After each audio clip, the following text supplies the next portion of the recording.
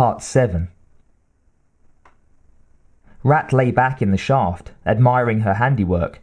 The wires were strung at intervals, pulled taut and laced like a cat's cradle across the expanse of the entire conduit's opening. The cord was acid-resistant, but the alien's blood would nevertheless dissolve it after it had done a little damage and slowed them down. They'd have time to realize she wouldn't struggle, time to decide to handle her with some care. After all, she would be of use. "Don't tell Mommy," to them. She began to tap her foot rhythmically. That would do the trick. They'd be sure to come soon. Rat listened as Ears quoted the Bible. Her father used to read from a Bible, but it was like no Bible she'd ever seen before, or since. It frightened her, then and now. It had put her brother in his grave. She tried to picture him, but could only remember his body lying in the cot, a flower of blood and bone bursting from his chest, the seed's faceless face rearing up from his rib cage. Her father's Bible had killed her brother and condemned her to this tomb. Not like Ears' Bible at all. She liked to listen to Ears read, even if it was meant for point. She was eavesdropping, but it didn't matter. All she could do now was sit tight and wait, tapping her foot. She would let them, Daddy, take her. She wouldn't fight. That's my girl. So that they'd take her deeper into the hive. Rat brought her hand down to her hip, touching this beacon unit locked into her gear's shielding.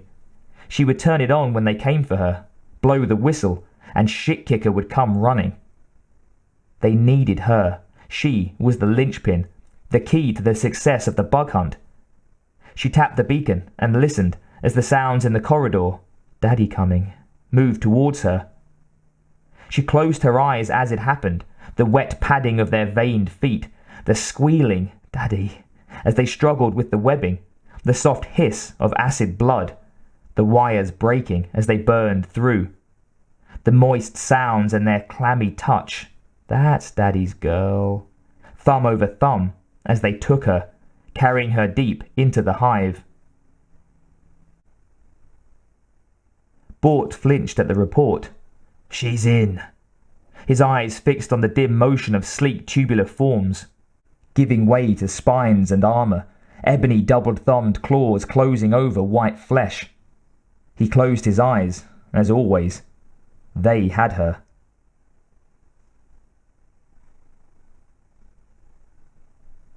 She's in, Ears reported.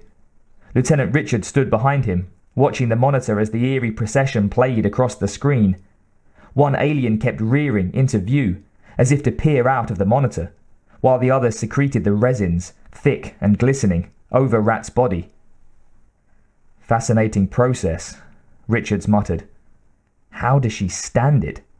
I've never seen anything like it in any other team. She's in a self-imposed trance state, brain rhythms slowed, respiration down, heartbeat even, while those creatures do this. Her father taught her everything, Ears drawled. Eastern meditation? No sexual abuse. He was a paedophile with a passion for the bug goddess, religious fanatic, like those crazy bastards aboard Matley Lab. Sacrificed his son, some self-proclaimed Abraham, to those things. Ears paused, rubbing his eyes. Rat can shut herself right down. Her way of coping, I reckon. Fascinating, the way you're using her, Richards responded, hypnotized by the dance of chitin, veins, resin, and flesh. She volunteered, like the rest of us. They've positioned her here, Ears interjected, pointing to the grid map display. Richard studied the patterns intently. Quite close to the royal chamber, I'd say. Are the sensors and counters set on her hip gear? Ears flicked a switch, and a readout was superimposed over the monitor screen, obscuring Rat's cocoon torso. The numbers ticked off, ever descending. Affirmative. Leader's voice crackled. Get into position to move, people. Kicker is in position. Keep Rat on screen. You've got to get me to her, Ears. Richards, what about that operating room? Richards brought a tiny television monitor up into position, tapping the screen with his middle finger. "Get this on screen for leader," he ordered. "These are breeding experiments. The alien life forms were nurtured and this..." An arrow appeared, indicating the rope of yellow syrup flowing from the dead surgeon's fingers. "Is most ominous. It is a substance used to generate queen embryos. A royal jelly, if you will. It is a synthetic." Leader's voice hissed. "They fucking made it here." "I'm sure of it."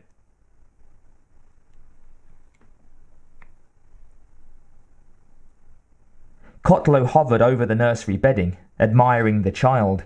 His eyes were flat, cold blades amidst the false winks and smiles. This is where the new hive will be born, when the time comes. The new queen would choose this innocent.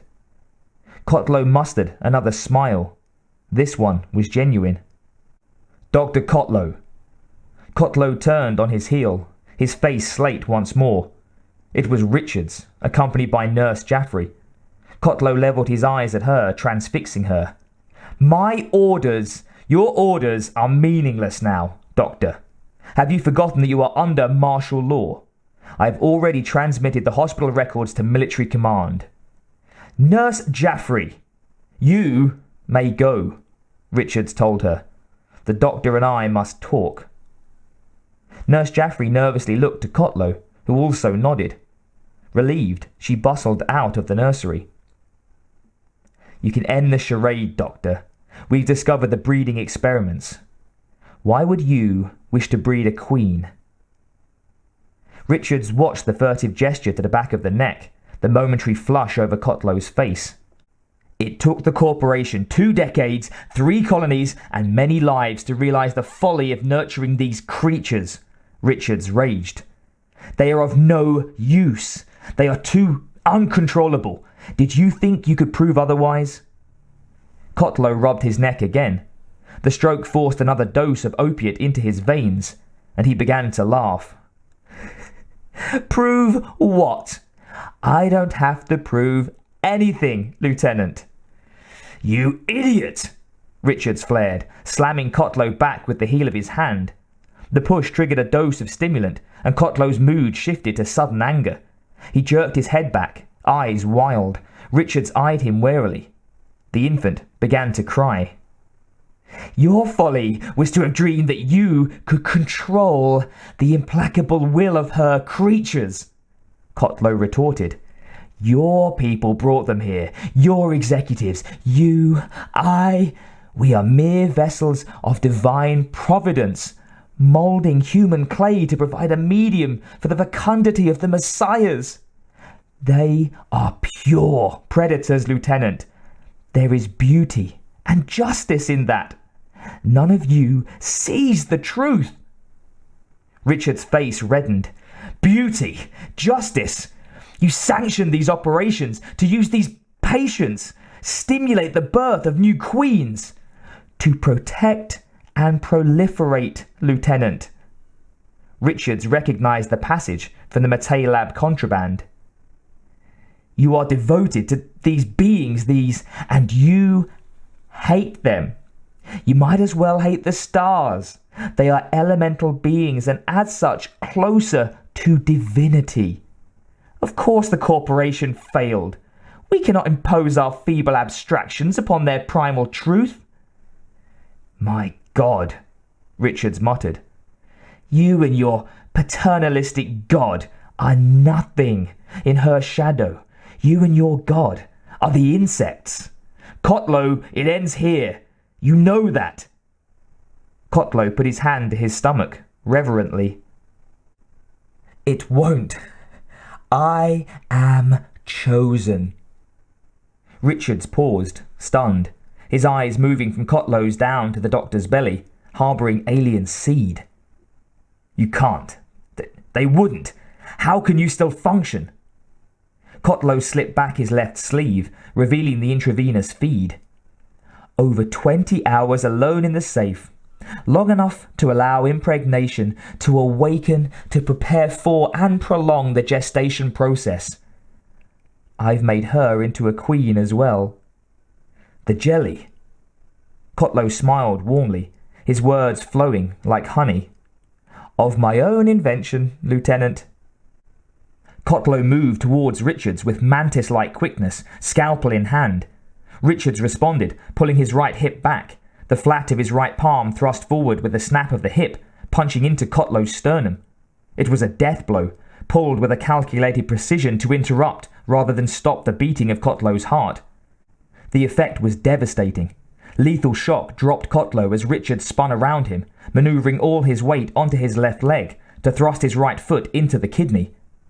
The sidekick should have demolished the organ, but Kotlow's hidden stimulant canister caught the blow, the impact pressuring feed lines into his spine. Kotlow was jolted by the megadose, the rush, not the reaction Richards expected. He stepped back, realizing his error. Kotlow's temples bulged, his eyes glowered violent, as he turned on Richards with inhuman speed. Richards cocked his hip. A left palm thrust intended to properly burst the heart was broken by Kotlow's spidery countermove.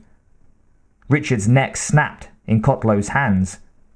The infant bellowed louder, panicked at the sudden tinge of death.